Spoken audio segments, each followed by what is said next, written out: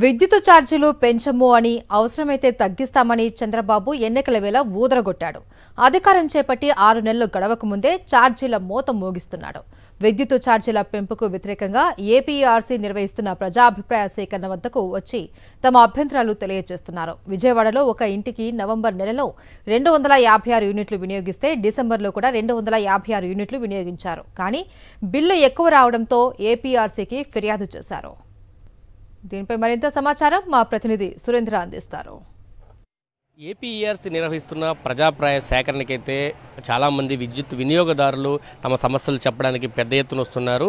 అయితే ఒక్కొక్కరు ఒక్కొక్క సమస్యని తీసుకుని వస్తున్నారు. ప్రధానంగా ఏదైతే విద్యుత్ ఛార్జీలు పెంచమని గవర్నమెంట్ చెప్పిందో ఇప్పుడు జనవరి నుంచి ఆల్రెడీ నవంబరు డిసెంబర్ నెల నుంచి కూడా విద్యుత్ ఛార్జీల పెంపు అయితే భారీగా కనిపిస్తుంది. మన దగ్గర 2 బిల్స్ అంటే ఒక విద్యుత్ వినియోగదారుడు ఈ బిల్ని తీసుకొని వచ్చాడు. ఆ బిల్లును మనం చూస్తే కనుక చాలా స్పష్టంగా పెంపుదల అనేది చాలా స్పష్టంగా కనిపిస్తుంది. నవంబర్ నెల బిల్లు అంటే ఇది నవంబర్ నెలలో వాడిన విద్యుత్ సంబంధించి డిసెంబర్ నెలలో వచ్చిన బిల్లు మనం చూస్తే దాదాపు 256 యూనిట్లు అంటే ఆ నెల మొత్తం 256 యూనిట్లు అక్కడ వాళ్ళు వినియోగించారు. అయితే దానికి సంబంధించి అప్పటికే ఆల్రెడీ ఒక ట్రూ ఆఫ్ ఛార్జీని అంటే విద్యుత్ ఛార్జీని పెంపుదల చేశారు. దాదాపు 283 రూపాయలు అదనంగా వేశారు. అంటే ఇప్పుడైతే అంటే అక్టోబర్ నెలకు సంబంధించిన బిల్లు నవంబర్లో వచ్చినప్పుడు 283 రూపాయలు తక్కువగా వచ్చింది. కానీ డిసెంబర్ నెలకు వచ్చేటప్పటికి 1940 రూపాయలు బిల్లు వచ్చింది. అంటే 256 యూనిట్లకి 1940 రూపాయల బిల్లు వచ్చింది.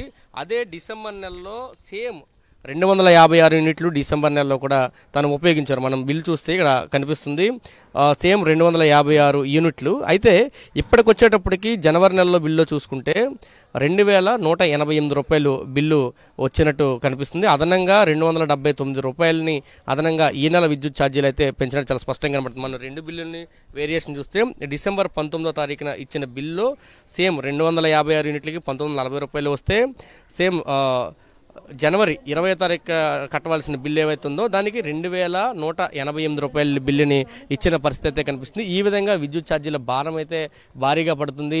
ప్రస్తుతమే పరిస్థితి ఎలా ఉంటే రేపు వినియోగం ఎండాకాలం వచ్చిన తర్వాత వినియోగం మరింత పెరిగితే విద్యుత్ ఛార్జీలు టారిఫ్లు పెరిగిన తర్వాత విద్యుత్ భారం మరింత పెరిగే అవకాశం ఉందని విద్యుత్ వినియోగదారులు అయితే ఆందోళన వ్యక్తం చేస్తున్నారు.